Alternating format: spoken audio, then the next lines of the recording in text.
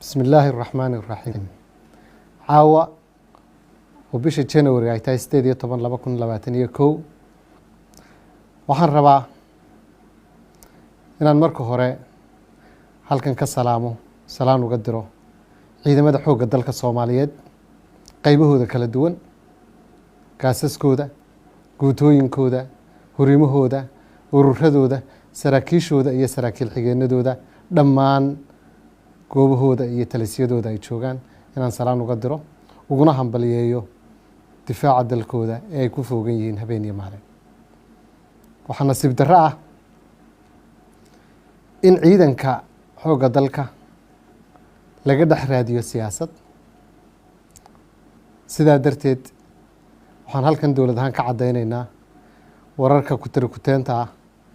ee been abuurka ah ee mala awaalka ah ee laga dayayo siyaasadda iyo ganacsiga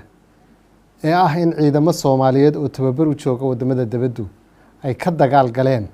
waqooyiga Itoobiya iyo Tigray inaanay wax ka jira haba yaraatee jirin ma jirto ciidan Soomaaliyeed oo ay dowladda Itoobiya codsatay inay u dagaalamaan oo ay ka dagaalamaan Tigray waxaan halkan ku caddaynayaa sidoo kale inaanay jirin ciidan Soomaaliyeed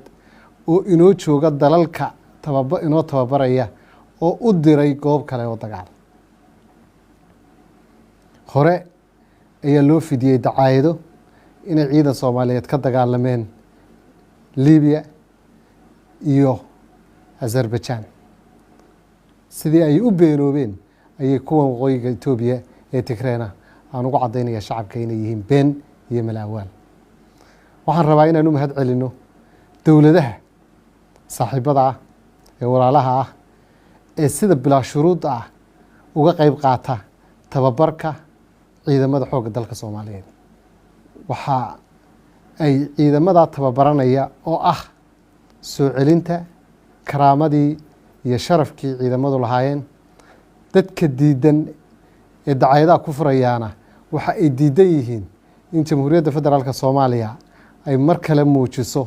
xuduudeeda ciidan iyo awoodda xoogga dalka Soomaaliyeed si ay u sugaan amniga waxaan rabaa inaan halkan baaq uga diro siyaasiyiinta iyo suxufiyiinta ka ganacsanaya caloosha iyo qalbiga hooyada Soomaaliyeed ee wiilkeedu u dhaartay difaaca dalka tababarkana ugu maqan yahay waxaan rabaa inaan idhaahdo hooyooyinkeen hurdada ha ka kicinina siyaasadduna ma gasho kicinta hooyooyinka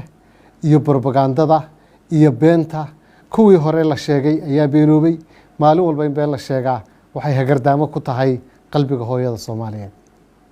ugu dambeyn shacabka Soomaaliyeed waxaan u jeedinayaa inay ku kalsoonaadaan dowladooda isbarbar taagaan ciidankooda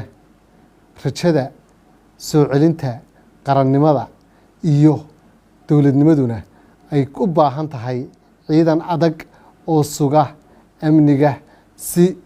aynu dowladnimadeenu u taabagasho waa mahadsantiin